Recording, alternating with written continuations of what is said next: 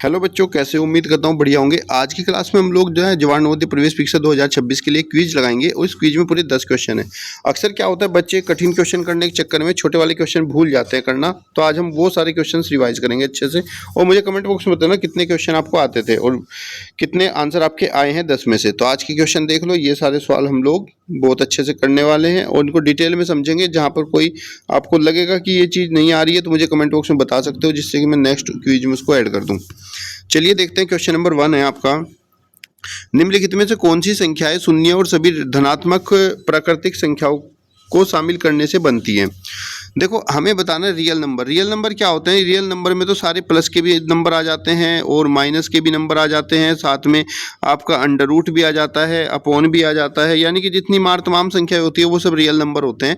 लेकिन हमसे पूछा है वे संख्या कौन सी जिसके अंदर शून्य या तो जीरो आए और सारी प्लस की संख्या 1 2 3 4 5 ये सब आए, वो संख्या कौन सी होगी? तो नेचुरल अगर प्राकृतिक संख्याओं की बात करें तो प्राकृतिक संख्याओं में केवल 1 से शुरू होते हैं, 1 2 3 4, इसमें जीरो नहीं आता, तो ये भी नहीं होगा ऑप्शन, ये भी नहीं होगा। अब बात करते हैं पूर्णांक। पूर्णांक क्या होते हैं? जिनमें सारी संख्याएं आती हैं, मतलब माइनस की संख्या आती है, -1 -2 0 1 2 3 4।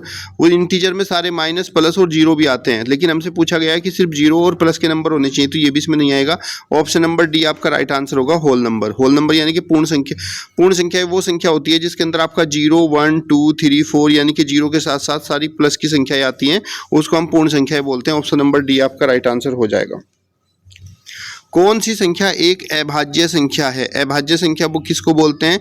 जो किसी से नहीं कटती। जैसे कि आपका 15 है, तो 15 जो संख्या है वो आपका 1 के पहाड़े से भी आ जाती है, या आपका 3 से भी कट जाती है, 5 से भी कट जाती है।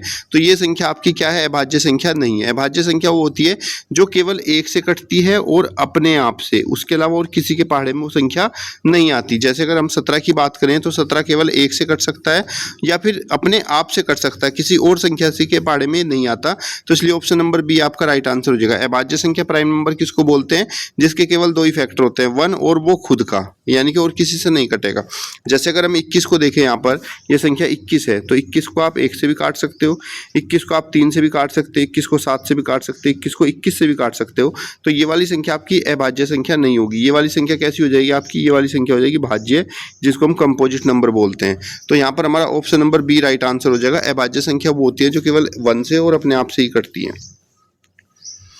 अगला सवाल है, 5 किलोमीटर में कितने मीटर होते हैं? 5 किलोमीटर में तो आपको जानना चाहिए यहाँ पर 1 किलोमीटर में कितने मीटर होते हैं। तो अपनी कॉपी पेन ले लो।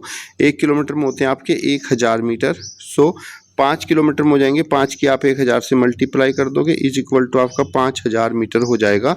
Option number C right answer. तो ध्यान रखना, किलोमीटर को मीटर में बदलने के लिए क्या करना है? आपको 1000 से गुणा करना है।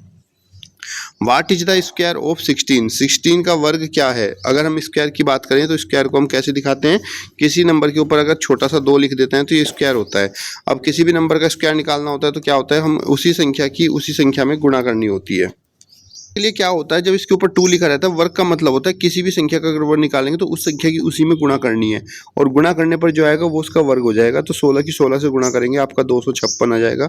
ऑप्शन नंबर बी आपका राइट आंसर। मान लीजिए आपसे किसी ने कह दिया कि बताओ भाई 11 का वर्ग क्या होगा, तो आप क्या करोगे? 11 के ऊपर 2 लिखेगा, ये वर्ग का निशान होता है। 11 के आपस में 11 से गुणा कर दोगे, 11 11 121। तो अगर आपको किसी भी संख्या का वर्ग करना है तो क्या करना? उसी संख्या की उसी संख्या में गुणा कर देनी है और आपका वर्ग निकल कर आ जाएगा। अगला प्रश्न है, 64 का घनमूल क्या है? 64 का क्यूब रूट क्या है? आपको ये बताना है। देखो, क्यूब रूट का निशान क्या होता है? ये, और यहाँ पे एक छोटा सा 3 लिखो, तो ये हमारा क्यूब रूट का निशान होता है। अब हमें क्यूब रूट निकालने के लिए क्या करना होता है? ये जो हमारी संख्या है इसके अंदर सबसे पहले इस संख्या को आपको अभाज्य गुणनखंड करने हैं ऐसे। 2 तिया 6, 2 दूनी 4, 2 से 32 कटेगा 16 बार, 2 अठे 16, 2 चौका 8, 2 दूनी 4 और 2 एकम 2।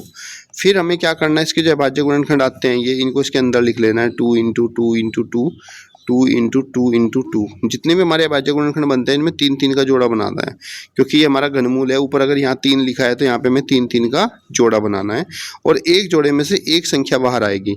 तो ये वहाँ पे पास 2 का जोड़ा बन गया 3 बार, तो यहाँ से एक 2 बाहर आ जाएगा और यहाँ से भी एक 2 बाहर आ जाएगा। 2 2 जा कितना हो गया? 4।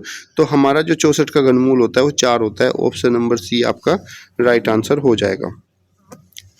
1000 का 25% कितना होता है, हमें ये बताना है। देखो जब हम किसी भी संख्या का प्रतिशत निकालना है, मान लीजिए हमें लिखना है a का b प्रतिशत निकालो, a का b प्रतिशत, तो प्रतिशत निकालने का तरीका क्या होता है, जिस भी संख्या का हम प्रतिशत निकाल, जैसे a है, a की गुणा उसकी प्रतिशत वैल्यू से कर देंगे और 100 से इसको भाग कर देंगे, जो भी आएगा वो उत्तर आएगा। वैसे यहाँ पे पूछ रहा है 1000 का 25% क्या है, तो पहले हम 1000 की 25 से गुणा करेंगे, 1000 इंटू 25 और उसको 100 से भाग कर देंगे। हमेशा 100 से ही भाग करना है, ये ध्यान रखना है। हल करेंगे इसको, 1000 से 100 कटेगा, 100 दशम 1000, तो ये हो जाएगा आपका 10 गुणा 25, 25 दशम कितना हो गया 250। ऑप्शन नंबर बी आपका राइट आंसर हो जाएगा। 7 सप्ताह में कितने दिन होते हैं, आपको ये बताना है। तो बच्चे आपको पता होना चाहिए कि एक वीक में कितने दिन होते हैं। एक वीक की बात करें, एक सप्ताह में होते हैं आपके 7 दिन, ये तो सभी को पता ही होगा। कौन कौन से दिन होते हैं कमेंट बॉक्स में जरूर बताना। हमसे पूछा है 7 सप्ताह में, तो 7 वीक की अगर बात करें तो 7 वीक बराबर, एक वीक में 7 दिन हुए तो 7 की 7 से गुणा कर लेंगे, 7 सप्ताह में 49 दिन होते हैं। ऑप्शन नंबर बी आपका राइट आंसर। तो अगर आपको बताना कितने सप्ताह में कितने, जितने भी आपसे पूछे, मान लीजिए आपसे पूछ रहा है 20 सप्ताह में बताओ कितने दिन होते हैं, तो 20 की 7 से गुणा कर दो, 140 हो जाएंगे। कभी भी आपको सप्ताह को दिन में बदलना हो तो उसको हम 7 से ही गुणा करते हैं, क्योंकि एक सप्ताह में हमेशा 7 दिन होते हैं।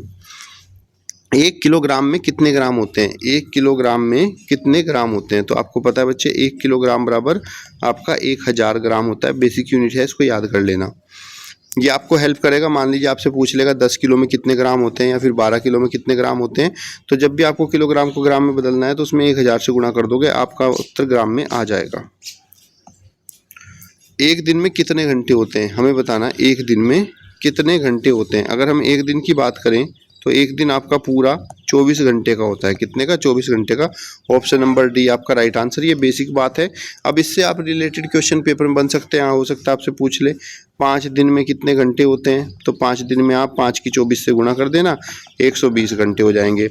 आपको पूछ सकता है 5 दिन में कितने मिनट होते हैं, तो आपको पता है 1 घंटे में कितनी होती है 60 मिनट। तो आप पहले क्या करोगे, घंटे को घंटे में बदल दोगे दिन को, और फिर उसको 60 से गुणा कर दोगे। क्लियर बच्चे, कमेंट बॉक्स में बताओ ये वाली क्लास आपको कैसी लगी। आज मैं बिल्कुल बेसिक आपके लिए लेकर आया था, जिससे कि बड़े बड़े क्वेश्चन करने में आप लोग बेसिक क्वेश्चन ना भूल जाएं।